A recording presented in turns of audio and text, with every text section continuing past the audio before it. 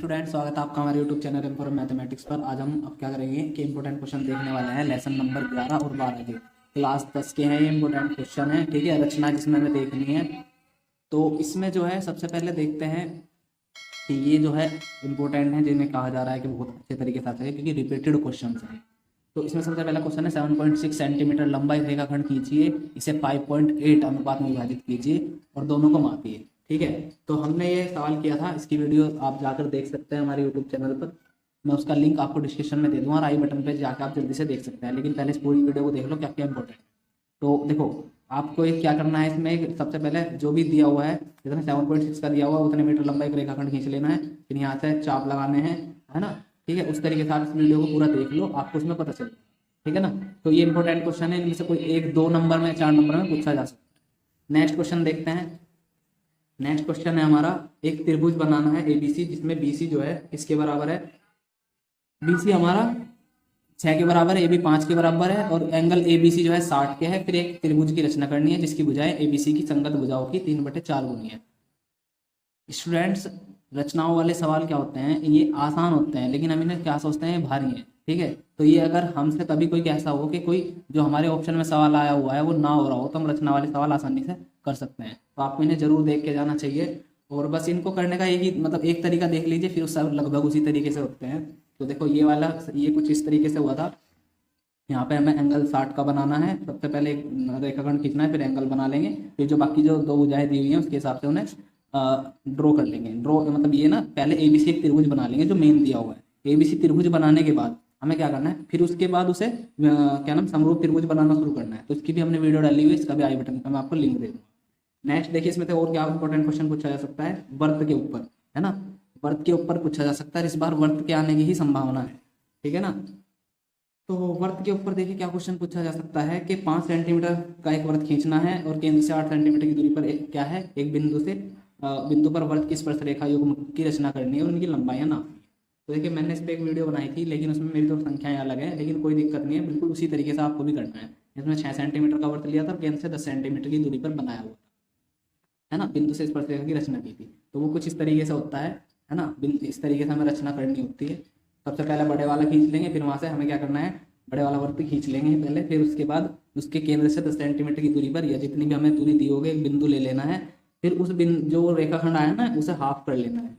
Half करने के बाद जहाँ एक इसको काटेगा वहां से एक वर्त खींच लेना है, जहाँ पे छोटे वर्त को काटेगा उसके बाद वो वर्त आपको ये जो दोनों बिंदु हैं वो मिला देने हैं। तो पी आर और जो पी क्यू आई है वो स्पर्श रेखा है। जल्दी से 2x स्पीड में जाके उस वीडियो को देख लो और जल्दी से आपकी समझ में आ जाएगा एकदम।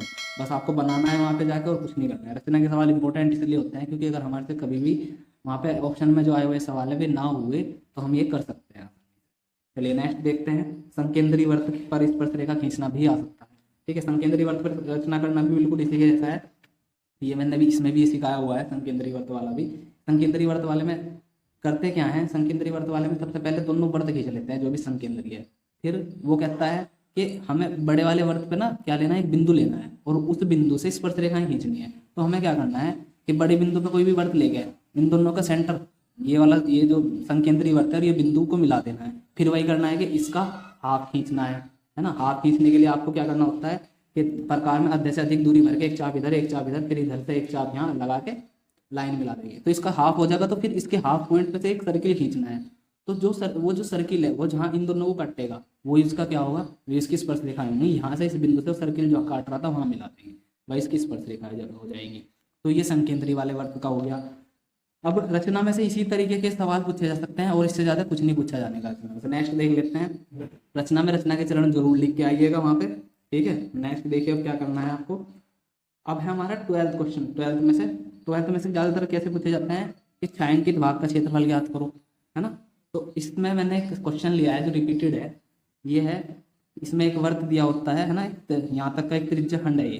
ठीक है, यहाँ तक का एक त्रिज्या खंड है और इसके जो ये है ना, ये त्रिभुज की जो लाइन है इसके ऊपर एक अर्धवर्त बनाया हुआ है।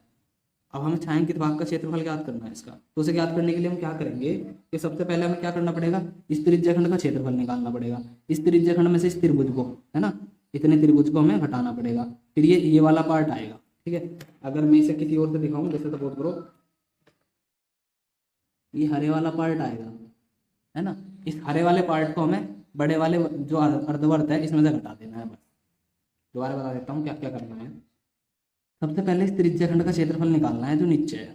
त्रिज्याखंड का क्षेत्रफल में से त्रिभुज का क्षेत्रफल को घटा देना है। आपके पास ये हरे वाला पार्ट आएगा। अब आपको अर्धवर्त का क्षेत्रफल निकालना है और इसमें से हरे वाला जो पार्ट आया है बच के वो घटा देना है, बस आपका छायांकित भाग का क्षेत्रफल आ जाएगा। ठीक है, नेक्स्ट देखते हैं जल्दी से। देखिए ये वाला देखो, ये क्वेश्चन भी कुछ इसी तरीके का है ना। इसमें क्या लगाते हैं हम, त्रिज्याखंड के क्षेत्रफल के फॉर्मूले। तो मैं आपको सबसे पहले त्रिज्याखंड के क्षेत्रफल के फॉर्मूले जल्दी से बता देता हूँ एक बार। तो वो क्या होते हैं त्रिज्याखंड के क्षेत्रफल के फॉर्मूले। देखिए त्रिज्याखंड के क्षेत्रफल के फॉर्मूले समझिए। त्रिज्याखंड का क्षेत्रफल बराबर होता है थीटा बटे 360 गुना पाई आर स्क्वायर।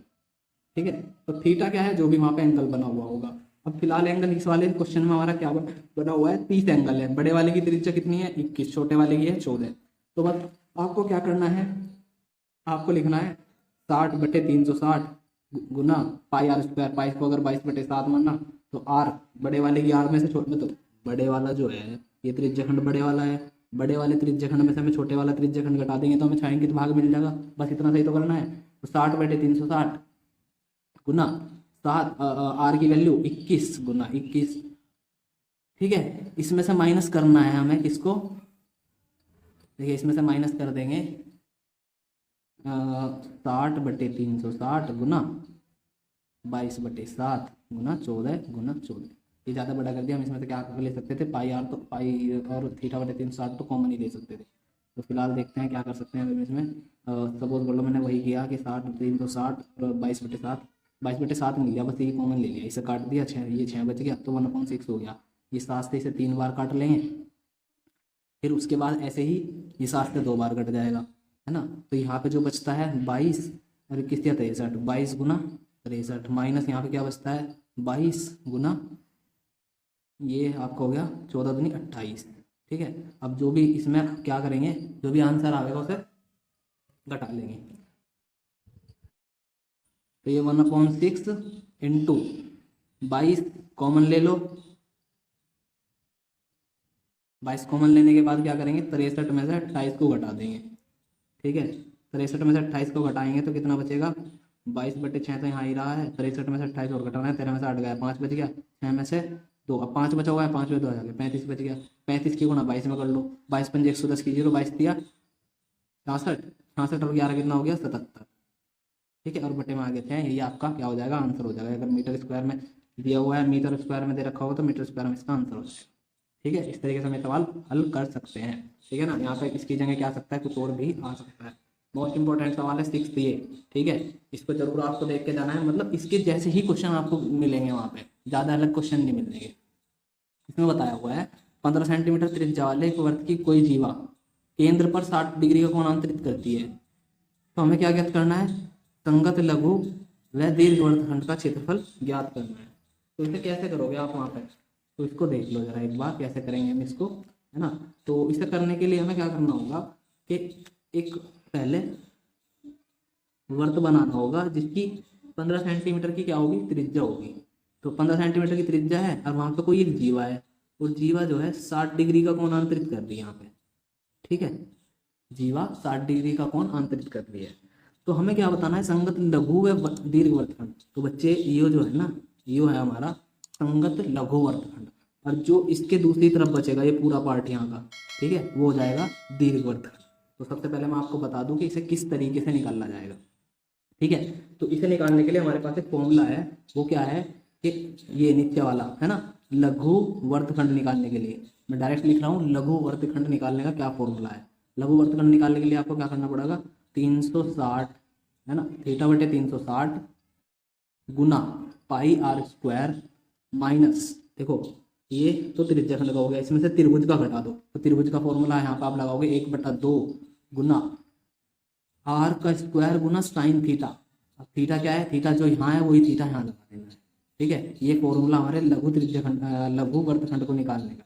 जब आप लघु वर्तखंड निकाल लेंगे, ठीक है, चलो इसे निकाल के दिखाते हैं, मैं आपको निकाल के दिखा देता हूँ कैसे निकलेगा। तो ये हो गया 60 बटे 360 गुना 22 बटे 7 गुना आर की वैल्यू जो है 15 है।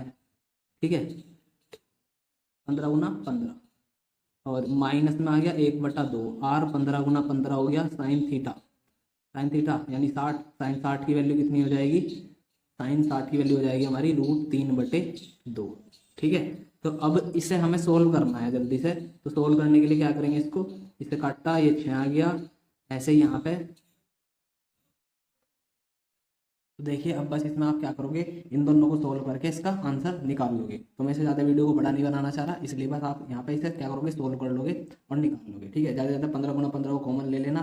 ठीक है, जैसे ये रहा 15 गुना 15 कॉमन ले लिया, और जो बड़ा यहाँ पे बचता है वो 22/2 से इसको काटेंगे तो 3 बचेगा, ये 11 हो जाएगा, है ना। 11/21 यहाँ बचेगा, और माइनस में ये तो कॉमन आ ही गया, यहाँ पर √3/4 बचेगा। तो इन्हें भी सोल्व करके आप आंसर निकाल सकते हैं।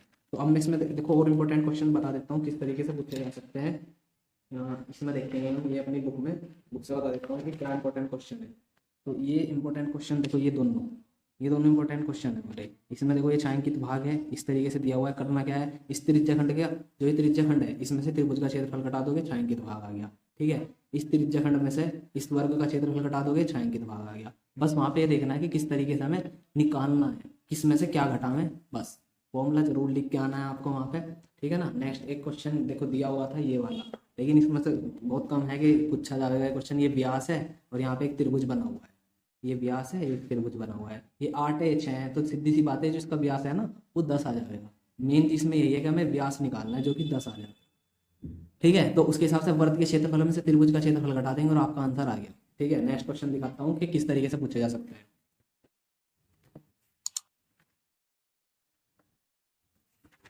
देखिए ये जो है ये वाला, ये मैंने आपको बता दिया कि पूछा गया है क्वेश्चन है, इसलिए ये हो गया। और इसमें ये वाला भी आपको बता दिया गया है क्वेश्चन, है ना। और देखो और क्वेश्चंस जो हैं वो कुछ जो पूछे जा सकते हैं पेपर में, ये नहीं है, ये वाला क्वेश्चन है एक क्वेश्चन। ठीक है, इसमें आपको क्या करना है, अगर ये क्वेश्चन पूछ लिया जाए कि छायांकित भाग का क्षेत्रफल बताओ, तो देखो त्रिभुज का क्षेत्रफल प्लस वर्ग का क्षेत्रफल, त्रिभुज प्लस वर्ग, ये समबाहु त्रिभुज है तो इसलिए यहाँ पे एंगल 60 का बन जाएगा। अगर एंगल 60 का बन रहा है तो आपको एक त्रिज्याखंड का क्षेत्रफल एक बार घटाना है। इसमें क्या हो गया, इसमें कि वर्ग का क्षेत्रफल भी ले लिया और फिर त्रिभुज का भी ले लिया, तो वर्ग और त्रिभुज में 2 बार कौन सी चीज आ गई, ये वाला पार्ट है ना, जो ये जो पार्ट अगर मैं आपको दिखाऊं सही तरीके से, तो ये जो पार्ट है ना ये वाला, ये पार्ट 2 बार आ गया, तो ये त्रिज्याखंड है, इसे घटा दो। ठीक है ना, इसका फॉर्मूला लगा के इसे घटा देंगे और हमारा आंसर आ जाएगा। नेक्स्ट आपको एक आधा क्वेश्चन और दिखा देता हूँ, इसमें से क्या पूछा जा सकता है। मैंने इसमें देखा था 2020 में आया हुआ क्वेश्चन था वो, ये वाला जो मैंने अभी आपको दिखाया भी है, ये वर्ग वाला। ठीक है, इस तरीके के सवाल आपको करके देख लेने हैं, है ना। ये सवाल देख लेना, इसमें क्या किया गया है, बस देखो त्रिज्याखंड का क्षेत्रफल निकाला गया है और उसमें से वर्ग के क्षेत्रफल को घटाया गया है। लेकिन मेन चीज इसमें ये थी कि हमें ओ बी नहीं पता था, ओ बी जो कि क्या थी, त्रिज्या, तो ओ बी निकालना है इन्होंने। ओ बी निकालने के लिए देखो ये क्या है, ये ना 90 डिग्री के होते हैं इसके एंगल, तो ओ बी निकालने का मतलब हमें कर्ण निकालना, तो कर्ण इसका 20√2 आ गया। बस फिर तो क्या करना है, चतुर्थांश का क्षेत्रफल, और यहाँ पे लिखा छायांकित भाग का क्षेत्रफल जो है वो किसके बराबर है, चतुर्थांश का क्षेत्रफल माइनस वर्ग OABC का क्षेत्रफल, और उस तरीके से इन्हें घटा के दिखा दिया। तो ये सवाल आपको जरूर तैयार कर लेना है। ठीक है, इस प्रकार की वीडियो देखने के लिए सब्सक्राइब कर लें इम्पोर्टेंट मैथमेटिक्स चैनल को, और इससे पहले जितने भी इंपॉर्टेंट क्वेश्चन है सारे चैप्टर्स के मैंने बता दिए हैं, वो जाके जरूर आप वीडियो चेकआउट कर लें एक बार। धन्यवाद।